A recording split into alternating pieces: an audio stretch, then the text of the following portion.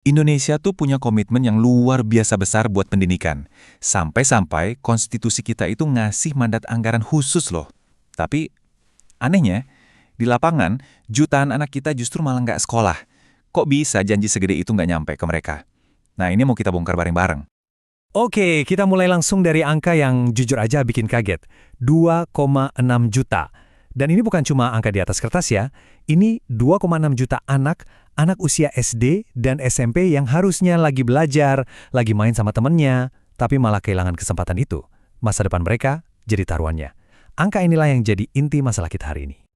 Biar kita paham akarnya, kita akan telusuri 5 poin utama. Pertama, kita lihat dulu paradoks besar dalam pendidikan kita. Kedua, kita bakal kerucutin ke data di Jawa Timur. Ketiga, kita gali alasan sebenarnya kenapa anak putus sekolah. Dan ini bukan cuma soal miskin loh. Keempat, kita cek di mana sistem kita gagal. Dan yang terakhir, tentu aja, kita cari jalan keluarnya.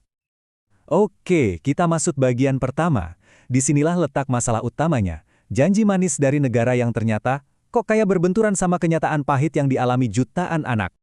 Coba deh lihat kontrasnya. Kelihatan banget kan? Di satu sisi, komitmen anggaran pendidikan kita itu secara persentase salah satu yang paling gede di dunia. Keren kan? Tapi di sisi lain, waduh, angka putus sekolahnya justru tinggi banget. Ini tuh bukti paling nyata kalau uang aja tuh nggak cukup. Ada sesuatu yang salah yang lebih dalam dari sekedar masalah duit. Nah, dari gambaran besar nasional, sekarang kita coba zoom in ke satu provinsi yang datanya lengkap banget, Jawa Timur. Dengan ngelihat lebih deket gini, masalahnya jadi lebih terasa nyata, nggak cuma angka abstrak lagi. Ini namanya angka partisipasi sekolah atau APS, khusus buat anak-anak usia SMP di Jawa Timur. Gampangnya gini, ini tuh nunjukin berapa persen anak yang umurnya pas buat SMP, beneran ada di bangku sekolah. Dan kalau kita lihat petanya, wah, belang-belang banget, kesenjangannya kelihatan jelas antar daerah. Biar gampang, kita coba bandingin aja langsung yang paling top sama yang paling bawah. Ada Kota Mojokerto, Magetan, sama Sidoarjo, ini keren banget, hampir semua anaknya sekolah. Tapi, coba kita lihat sisi sebaliknya. Di Sampang, dari 100 anak usia SMP, lebih dari 7 anak itu nggak sekolah. Ini nunjukin banget gimana di satu provinsi yang sama, ada daerah yang sukses banget, tapi ada juga yang masih berjuang keras. Sekarang kita lihat dampak jangka panjangnya. Grafik ini nunjukin rata-rata lama sekolah. Jadi ini bukan lagi soal siapa yang sekolah hari ini ya, tapi akumulasi pendidikan orang-orang dewasanya. Ini kayak bekas luka dari masalah putus sekolah yang kejadiannya bertahun-tahun lalu. Dan inilah angka kuncinya, 8,5 tahun. Ini rata-rata lama sekolah orang dewasa di Jawa Timur. Artinya apa? Artinya rata-rata orang di sana bahkan belum lulus program wajib belajar 9 tahun. Ini bukti kalau anak yang putus sekolah hari ini, dampaknya bakal kerasa puluhan tahun ke depan. Oke, kita udah lihat apa yang terjadi lewat angka-angka tadi. Sekarang yuk kita geser ke pertanyaan, kenapa? Kita mau coba kupas lebih dalam, lebih dari sekedar bilang, paling karena miskin. Pertanyaan ini penting banget, soalnya kan program sekolah gratis ada, bantuan-bantuan juga ada. Jadi kalau masalahnya bukan cuma nggak bisa bayar, lantas apa dong yang sebenarnya bikin anak-anak ini keluar dari sekolah? Dan ternyata, ya alasannya itu, kompleks banget. Beda jenjang sekolah, beda lagi masalahnya. Coba lihat dari studi kasus ini deh. Pas anak-anak masih SD, masalah utamanya itu ternyata soal hubungan sosial sama guru dan teman. Nggak nyaman di sekolah gitu. Nah, pas mau masuk SMP, baru deh faktor ekonomi jadi yang paling berat. Udah di SMP, beda lagi. Pengaruh teman sebaya jadi yang paling dominan. Menarik kan? Kutipan ini benar-benar kayak ngasih suara ke anak-anak SD itu. Ini bukan soal duit, ini soal perasaan di sekolah. Bayangin aja, kalau seorang anak ngerasa nggak didukung, diabaikan, atau bahkan sampai trauma di tempat yang harusnya aman, ya, semangat sekolahnya bisa langsung hilang. Peran guru itu krusial banget di sini.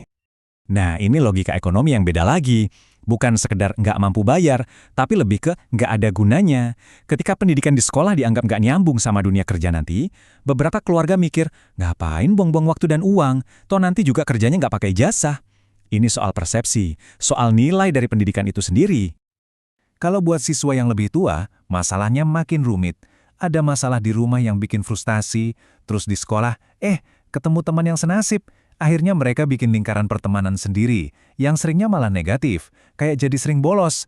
Jadi, ini kombinasi maut, nggak ada dukungan di rumah, ditambah pengaruh buruk teman.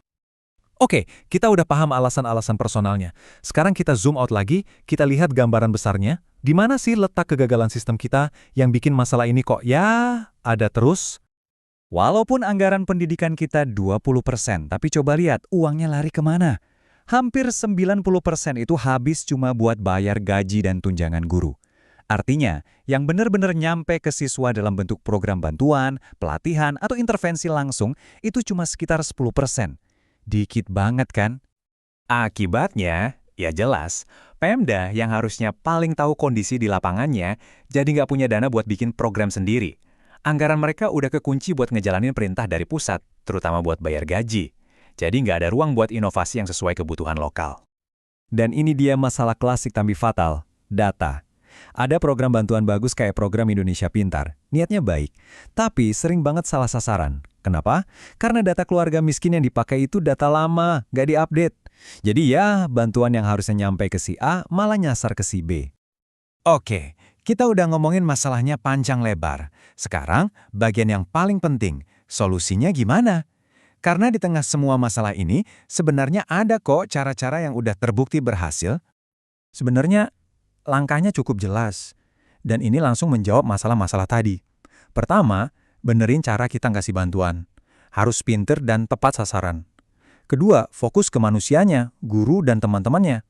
Dan ketiga, ini yang paling penting, kasih dana dan kebebasan buat solusi-solusi di tingkat lokal.